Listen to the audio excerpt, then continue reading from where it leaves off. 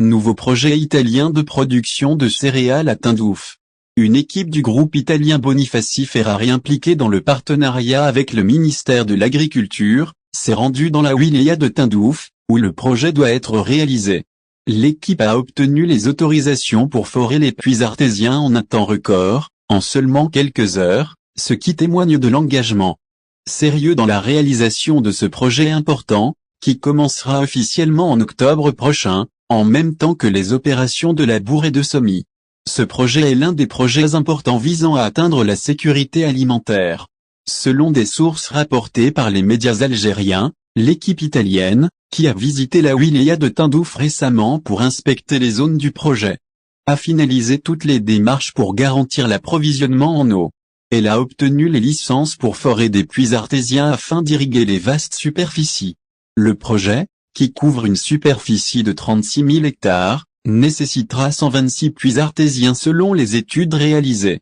Les puits seront forés progressivement, avec un lancement du projet prévu jusqu'à son achèvement en 2027. Précisent les mêmes sources. Les Italiens ont constaté une flexibilité du côté algérien en termes de facilité pour encourager les investissements étrangers, et une volonté commune de concrétiser le projet de la part des deux parties.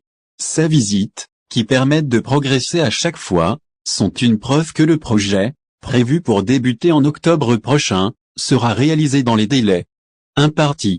Il contribuera, avec d'autres projets signés par l'Algérie avec des partenaires étrangers, à atteindre l'autosuffisance en blé dur d'ici 2027 et à dynamiser l'industrie de transformation des pâtes pour les exporter vers les pays africains.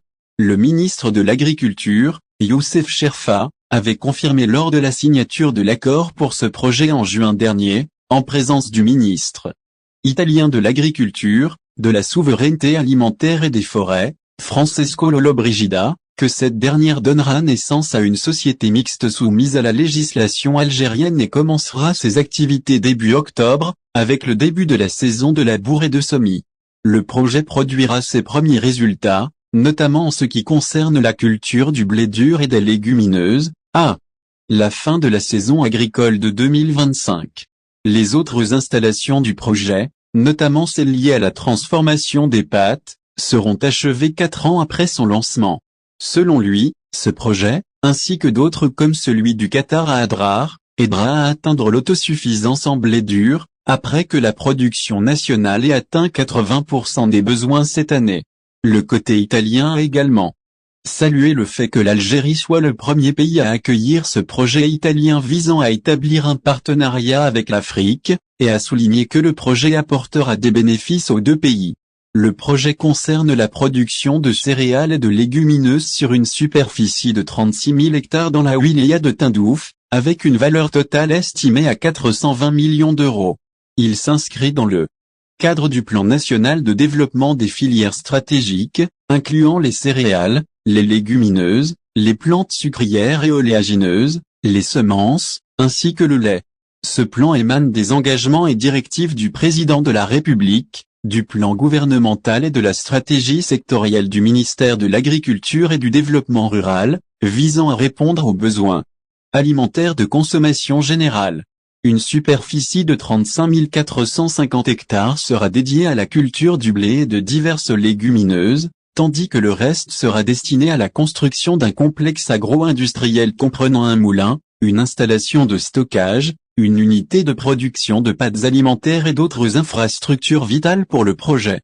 Ce projet créera plus de 6 700 emplois, dont environ 1 600 postes permanents et environ 5 100 emplois temporaires. La réalisation de ces projets reflète l'intérêt croissant de l'État pour ouvrir le secteur agricole aux investisseurs, qu'ils soient algériens, publics ou privés, ou en partenariat avec des étrangers, ajoute Cherfa, notamment dans les wilayas du Sud qui possèdent tous les atouts nécessaires pour attirer et la réussir de grands projets. Cela fait suite aux diverses incitations mises en place par l'État, que ce soit dans le cadre de la loi sur les investissements ou des différents systèmes de soutien et d'accompagnement des grands investisseurs, tels que le corridor vert offrant des facilités particulières pour les projets classés stratégiques, incluant l'étude des dossiers, l'acquisition de terrains et les autorisations de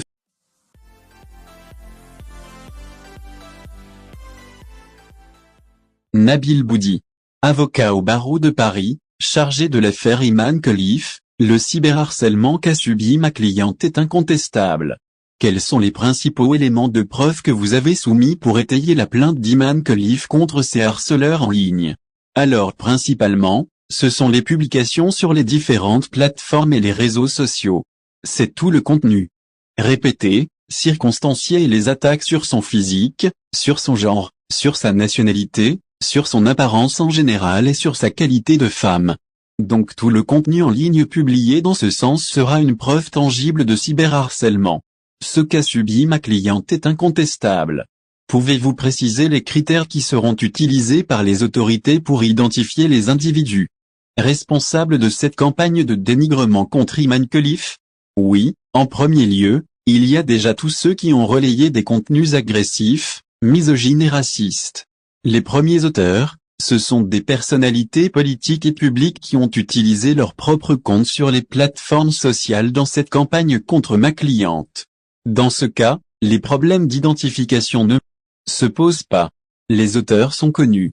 Avez-vous l'intention de poursuivre non seulement les auteurs directs des attaques, mais aussi les plateformes numériques qui ont permis la diffusion de ces contenus haineux? Les plateformes sont un autre enjeu. Ce n'est pas un sujet qui concerne ma cliente en particulier. Cette question de modération relève du pouvoir législatif et non du judiciaire.